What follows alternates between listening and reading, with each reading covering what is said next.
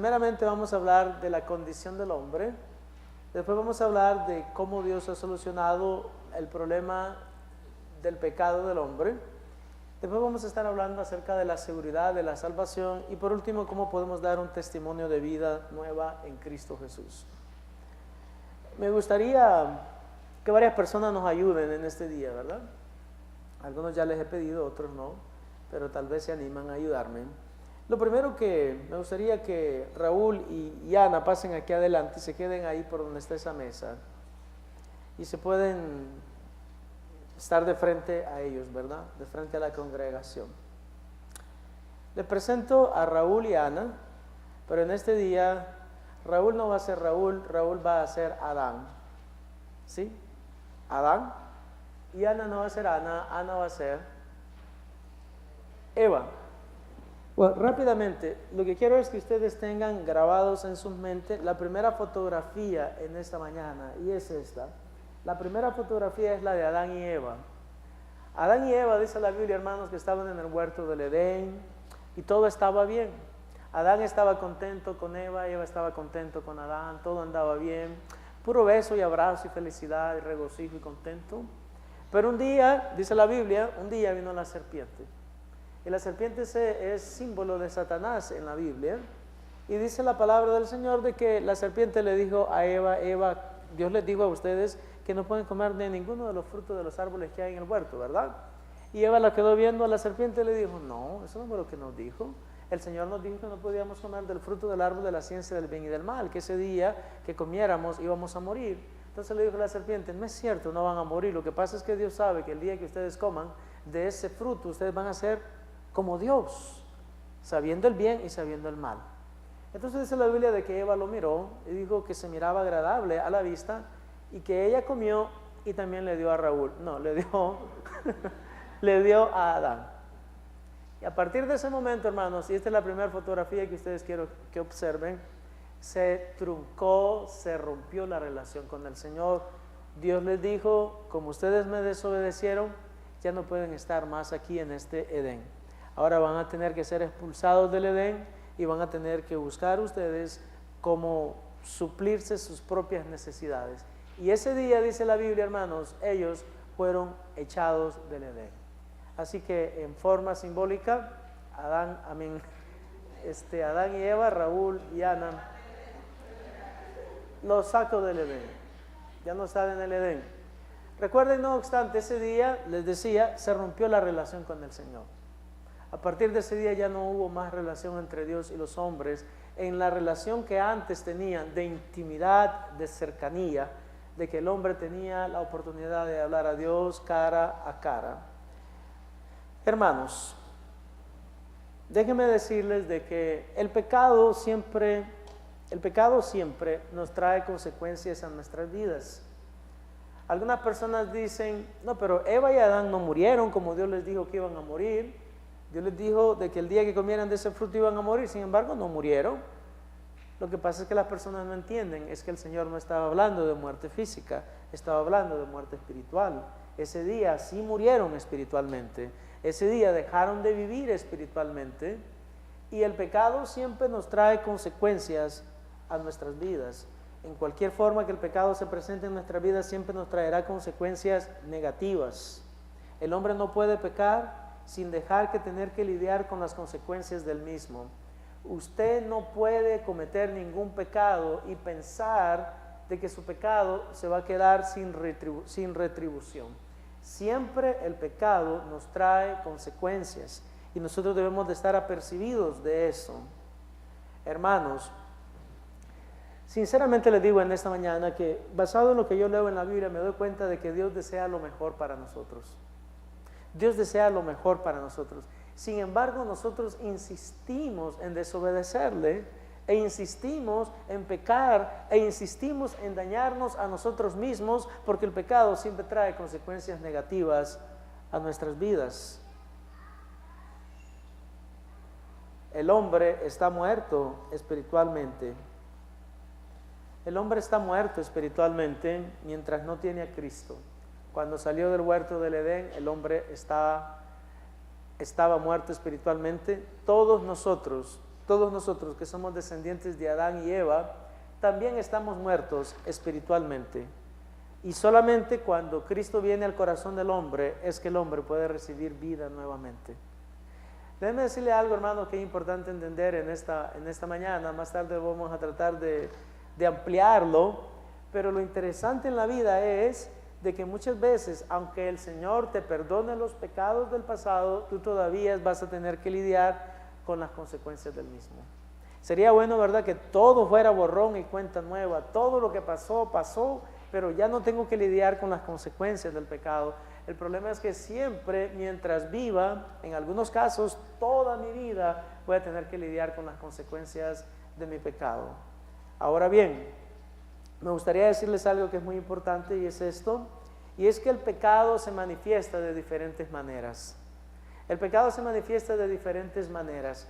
El pecado se puede manifestar, si alguien me puede quitar el púlpito, el micrófono del púlpito, Pedro, por favor. El pecado se puede manifestar por medio de nuestras acciones. Y las acciones, se las voy a enumerar brevemente, pueden ser homicidios. ¿Cuántas personas han matado a alguien aquí en la iglesia? De la iglesia que han matado, no aquí adentro, pero fuera. ¿Usted ha matado a alguien? Tal vez no. ¿Usted ha robado alguna vez? ¿Usted ha mentido alguna vez? ¿Usted ha adulterado alguna vez? ¿Ha practicado la idolatría? ¿Han salido palabras corruptas de su boca? Palabras corrompidas, obscenas, desagradables a Dios. ¿Has practicado las borracheras, los pleitos? ¿Has vivido una vida de inmundicia, una vida que no le agrada a Dios? ¿Has practicado la brujería, la hechicería? Pues todas esas cosas son las acciones que al Señor le desagradan. Tal vez usted puede decir: pastor, yo nunca he matado a nadie. Para serle honesto, si le quiero dar ejemplo como líder espiritual, yo nunca he matado a nadie realmente, no maté a nadie. Lo más que he matado tal vez son culebras y pájaros, porque cuando estaba en el ejército eso era lo que yo mataba. Cuando andaba con mi arma de reglamento, una AK-47, y no teníamos mucho que hacer, íbamos a cazar pájaros y a cazar culebras. Pero eso es todo lo que hacíamos, eso es todo lo que yo he matado. Pero tal vez tú estás en la situación que no has hecho muchas cosas realmente que son acciones desagradables delante del Señor. Pero el pecado no se manifiesta solamente de esa manera, el pecado se manifiesta también por medio de otras cosas. Y le voy a mencionar algunas brevemente. La codicia es un pecado. El enojo es un pecado. La lujuria es un pecado. El egoísmo, la lascivia, los celos, la envidia, la enemistad, el divisionismo y la malicia. Todos esos son pecados. Y tal vez tú los primeros no los practicas, pero ¿qué acerca de los segundos? Los segundos también son pecados. ¿Alguna vez has codiciado algo? ¿Alguna vez has tenido envidia por alguien? ¿Alguna vez te has sentido que estás actuando de una manera egoísta, de una manera lasciviosa? ¿Sientes celos por alguien? ¿Sientes enemistad en contra de una persona? Todo eso son pecados, porque el pecado se manifiesta de diferentes maneras. Ahora, hermano, la primera fotografía que yo les presenté en esta mañana es la fotografía de Adán y Eva, cuando todo estaba bien, cuando todo andaba mal. ¿Cómo vamos hasta ahí? ¿Vamos bien? ¿Entendemos la primera parte? Creo que está bien. Vamos a pasar entonces a la segunda parte. ¿Cómo es que Dios ha solucionado el problema del hombre? ¿Cómo es que Dios le ha hecho para que el hombre pueda recibir perdón de parte de Dios? Para que el hombre pueda restaurar su relación con el Señor, lo primero que tiene que hacer, recuerda, si tú eres descendiente de Adán, tú eres un pecador. No importa que seas niño, no importa que seas un adolescente, no importa que seas una persona adulta, no importa que seas una persona longeva, no importa. Si tú eres descendiente de Adán, tú eres un pecador. Eso enseña la Biblia. Entonces, lo primero que el hombre tiene que hacer es reconocer que somos pecadores. Tenemos que reconocer que somos pecadores. En esta mañana, levanten la mano todos los que piensan que son pecadores. Si tú piensas que eres un pecador, levanta la mano. All right. Para serles honesto y sincero, ya sea que nosotros lo reconozcamos o que no lo reconozcamos, el Señor insiste en que todos somos pecadores. Pero la primera realidad que tú tienes que reconocer es que eres un pecador. Hermano, déjeme explicarle algo que es muy importante en relación a reconocer que soy un pecador. La persona que reconoce que es un pecador, no solamente reconoce que él es un pecador, pero también reconoce de que como pecador él no puede hacer nada al respecto.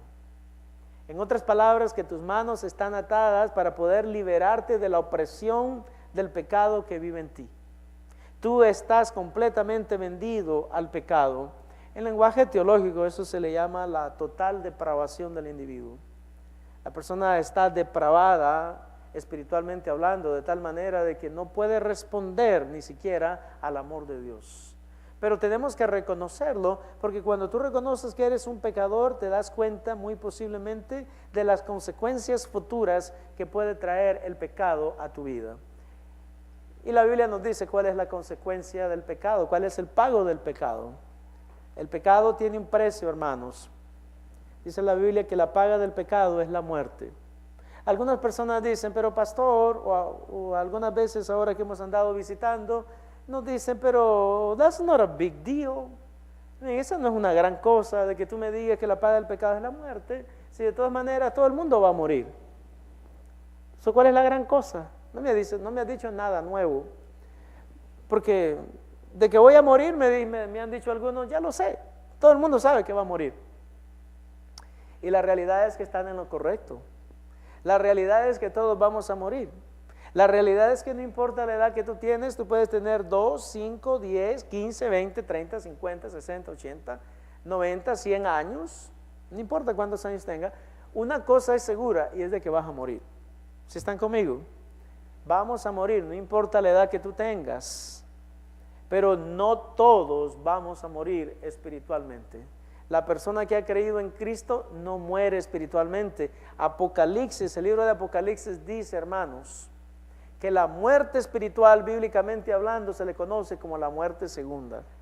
La muerte espiritual es la separación eterna entre Dios y los hombres. El hombre está separado de Dios en este momento aquí en la tierra, pero Dios le da una oportunidad mientras esté aquí en la tierra. Pero una vez que el hombre fallece, dice la Biblia, cuando el hombre muere, perece su esperanza, porque ya no hay absolutamente nada que se pueda hacer. Cuando tú ya mueres, ya realmente estás muerto físicamente, estás muerto espiritualmente, solamente te espera la condenación eterna cuando Cristo regrese.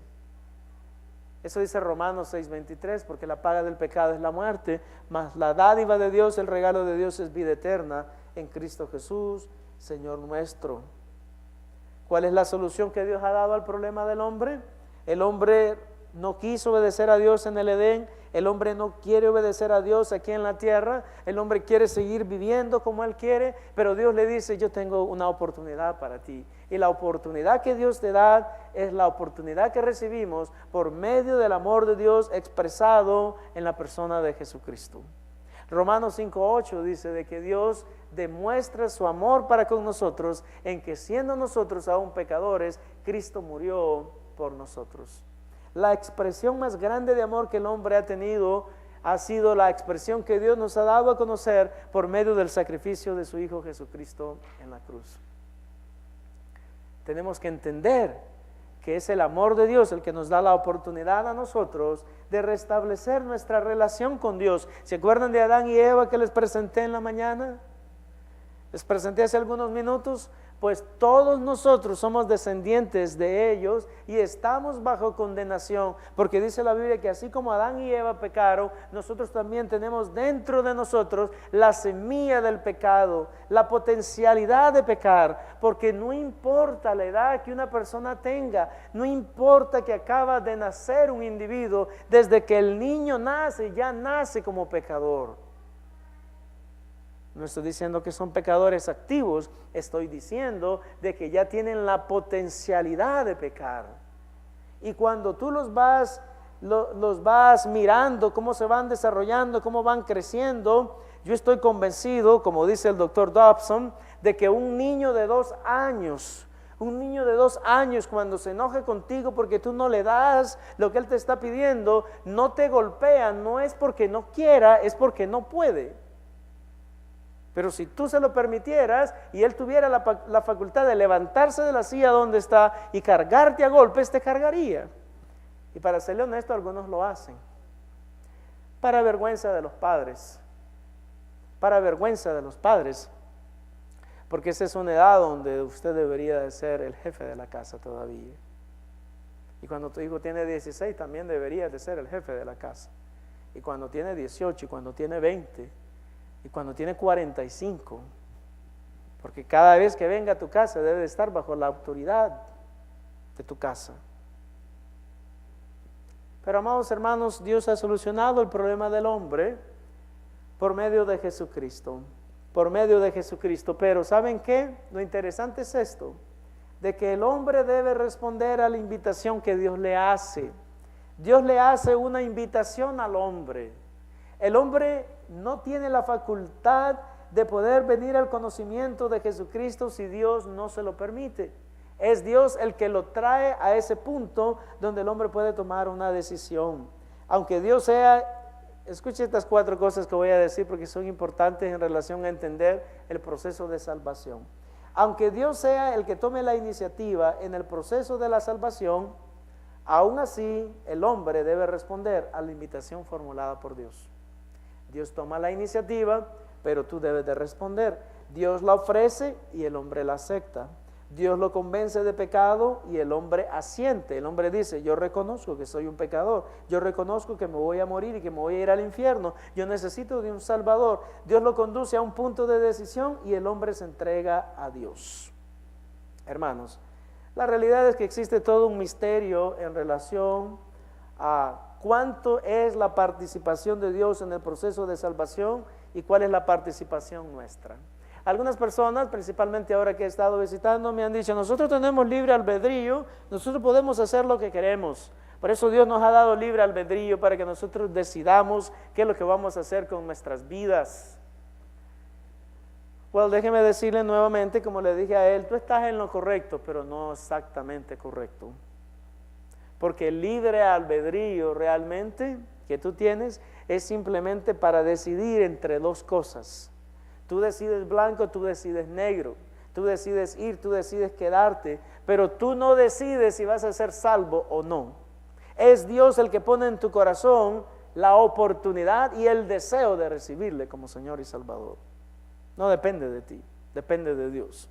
Es Dios el que te da a ti la oportunidad de ser convencido de que eres un pecador. Y es Dios el que va a renovar tu mente y tu corazón. No depende de ti, depende de Dios. Por eso el libre albedrío, cuando tú hablas de libre albedrío en relación a la soberanía de Dios, la soberanía de Dios está por encima de nuestro albedrío. Porque para salvación el Señor nos tiene que convencer de nuestro pecado y nos garantiza y nos dice, tú eres pecador y si no te arrepientes te vas a morir y yo te estoy convenciendo de eso y por eso ahora tú puedes responder al llamado que yo te estoy haciendo. Pero si tú lo traes una vez de que ya eres creyente, hermano, ponga atención en esto porque esto es interesante también. Una vez de que tú eres creyente, si tú realmente le perteneces al Señor, tampoco tu libre albedrío te da la oportunidad de hacer lo que tú quieras.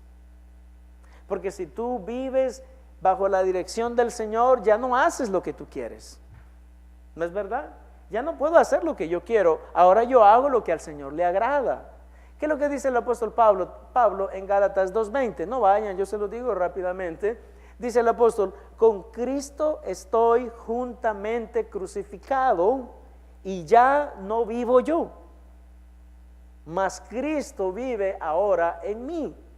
Y las cosas que yo hago, dice él, en este cuerpo mortal, hablando de la carne, en la carne, las hago para la gloria de Dios, el cual me amó y se entregó a sí mismo por mí. ¿Y qué dice Filipenses 1:21? Porque para mí el vivir es hacer lo que yo quiero. Right? Eso es lo que dice Filipenses 1:21. Porque para mí el vivir es hacer lo que a mí me gusta, lo que a mí me place. No, el apóstol dice, porque para mí el vivir es Cristo y el morir es ganancia. El cristiano realmente debe de entender que la soberanía de Dios está por encima de su libre albedrío. Ahora, eso no significa, para que no me malinterpreten, porque siempre me gusta clarificar las cosas, no significa que yo no puedo decidir por mí mismo, ¿voy a bajarme o me voy a quedar aquí donde estoy?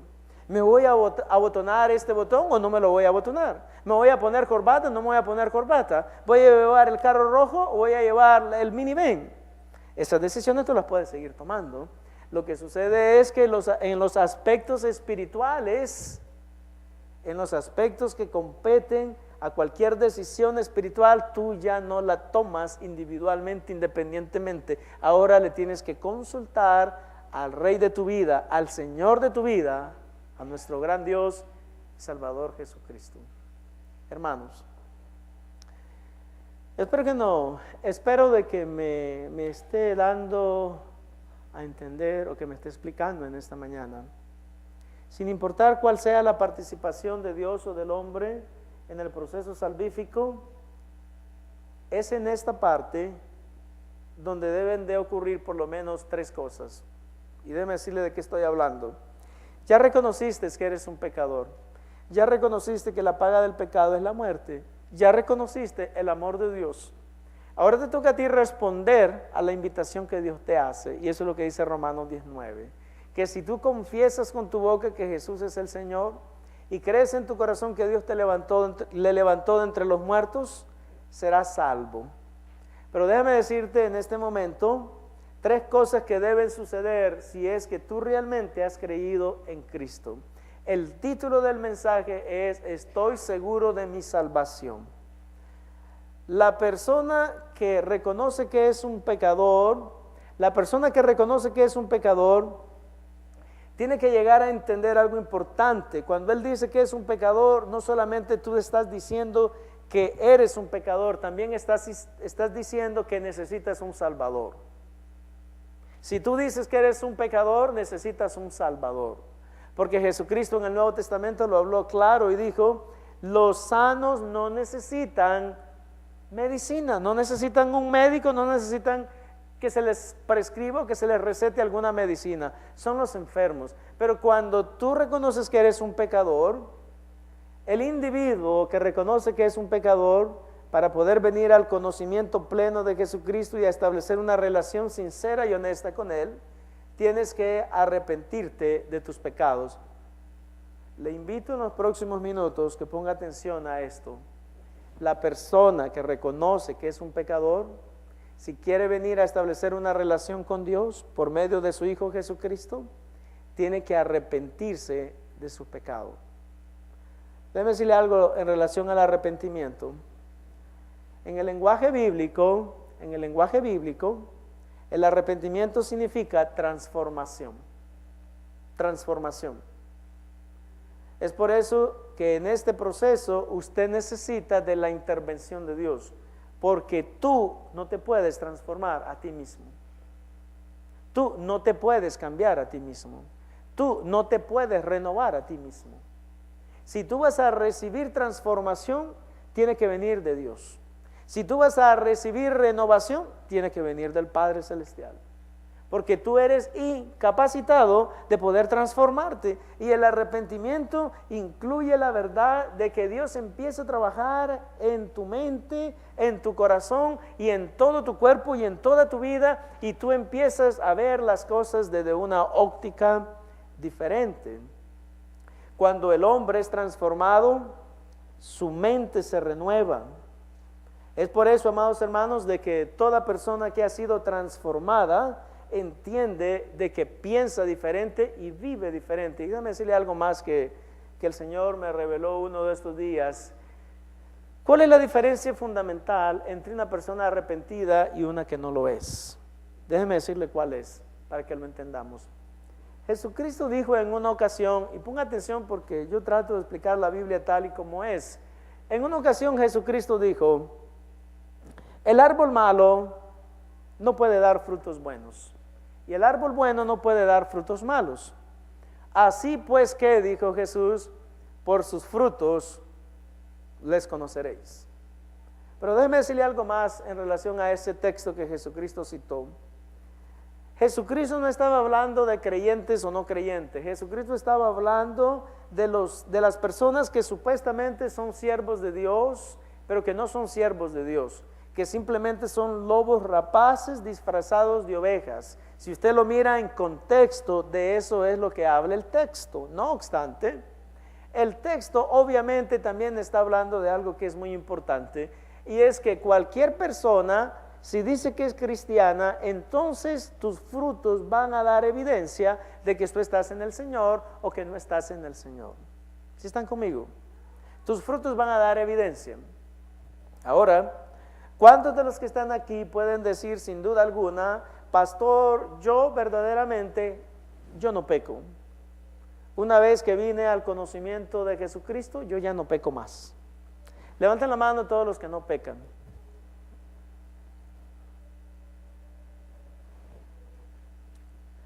¿Cuántos ya no pecan, hermanos? Levanten la mano los que ya no pecan. A ver, una vez más, no sé si me escucharon. Levanten la mano los que ya no pecan.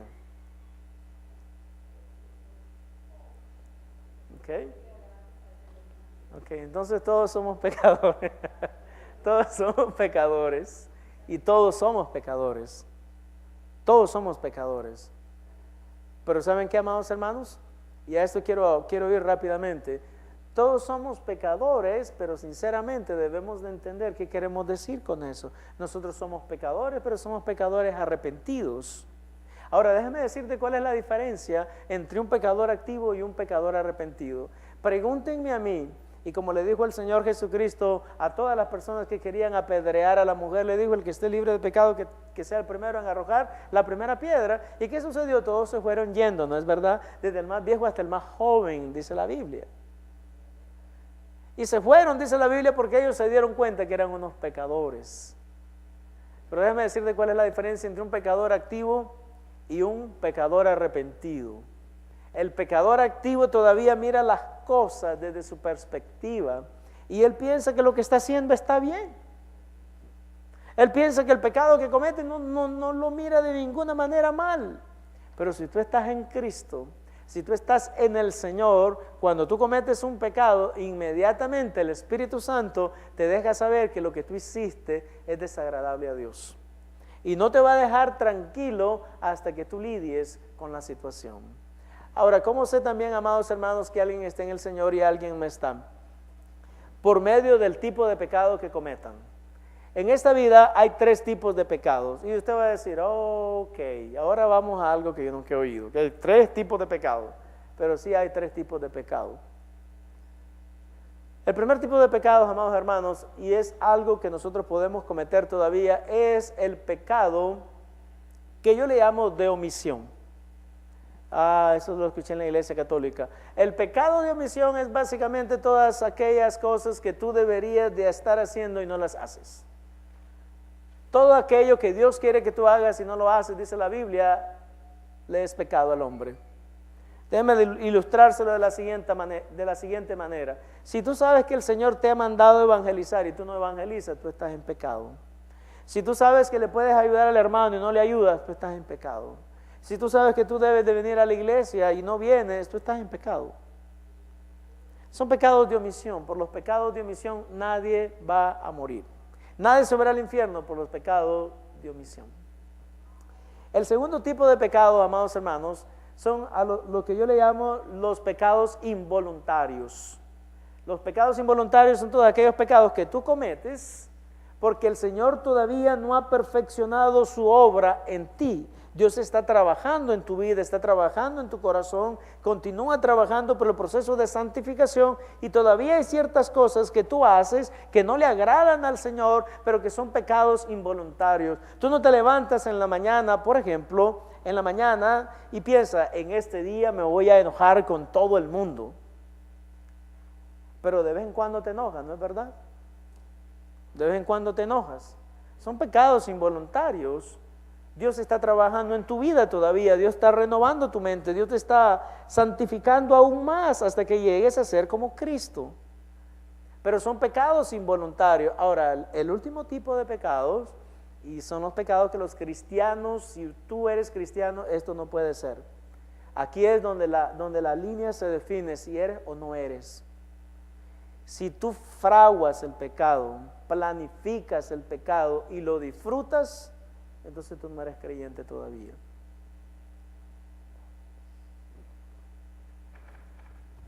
No eres creyente, porque los creyentes han sido transformados, han sido renovados, su mente ha sido renovada. Entonces usted, cuando reconoce que es un pecador, usted se arrepiente de su pecado, usted le pide perdón al Señor por sus pecados y usted acepta al Señor Jesús como Salvador y como Señor de su vida. Y ahora déjeme decirle algo que es algo interesante. Yo no sé si ustedes saben, porque ustedes tal vez no se mueven mucho en el ambiente de las discusiones teológicas, pero existe en este momento, hermano, una gran discusión entre los teólogos cristianos para tratar de determinar si la persona que dice que es salva, también Cristo tiene que ser el Señor de esa persona, o que si una persona puede ser salva sin que Cristo sea su Señor. En otras palabras, la manera que ellos están defendiendo esto es diciendo, si tú dices, Jesucristo es mi Salvador, Jesucristo es tu Salvador, porque si tú le agregas algo más a eso, entonces estás agregándole obras para salvación, y la Biblia dice que no somos salvos por obras. Ahora, déjeme decirle que yo pertenezco al bando o al grupo que dice que Cristo no es Salvador de nadie que Él no sea Señor. Y las razones son obvias. Las razones en la Biblia son abundantes para decir, porque yo no puedo decir que Jesucristo es mi Salvador si Jesucristo no es mi Señor, porque de la única manera que yo sé de que soy salvo es porque yo ya le acepté a Él como el Señor de mi vida, y cuando yo le acepté como el Señor de mi vida, Él transformó mi mente y mi corazón, y ahora mis acciones, mis pensamientos, mis actitudes están en congruencia con la transformación que Dios trajo a mi vida una vez que yo le reconocí como Señor. Y por eso es que yo puedo vivir una vida diferente, una vida completamente diferente al estilo de vida que yo vivía antes. Hermano, déjame decirte algo. Yo no sé dónde estás tú en esta mañana. No me digas, yo estoy en la iglesia, pastor, y usted. Pero yo no sé dónde estás tú. ¿Tú piensas que Jesucristo es tu Señor genuinamente? ¿Te has arrepentido de todo corazón? ¿Estás convencido, no persuadido de que Cristo es el Señor de tu vida? Tal vez tú no eres perfecto, porque yo no soy perfecto tampoco, y yo creo que nadie de los que estamos aquí somos perfectos, pero ¿estás tú caminando en dirección a la santificación auténtica? Y estás viviendo una vida que está en congruencia con la realidad de la transformación que Dios ya trajo a tu mente y a tu corazón. Porque si eso es verdad, entonces eres salvo. Si eso no es verdad, entonces no eres salvo. Y la pregunta, y el título del mensaje es una pregunta: ¿estás seguro de tu salvación? Para poder estar seguro de mi salvación, yo tengo que haber reconocido que Cristo es mi Señor. Si Cristo es tu Señor, Cristo es tu Salvador, estás bien con el Señor, estás bien con el resto del mundo. Porque cuando estamos bien con el Señor, estamos bien con el resto del mundo. ¿Dónde estás tú en esta mañana? ¿Cuál es tu situación? Adán y Eva fueron expulsados del huerto del Edén. Muchas personas que están fuera no conocen del Señor.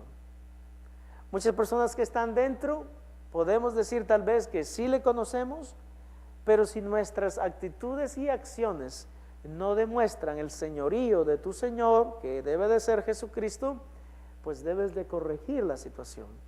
Debes de corregirla, debo de corregirla, debemos de corregirla. Así de que en conclusión me gustaría en esta mañana pedirte a ti de que hables con el Señor. No tienes que hablar conmigo, recuerda, lo decía en la mañana, en este tiempo todos somos sacerdotes, pero tú puedes venir delante de la presencia del Señor y decirle: Señor, ¿eres tú mi Salvador o no? ¿Eres tú mi Señor o no?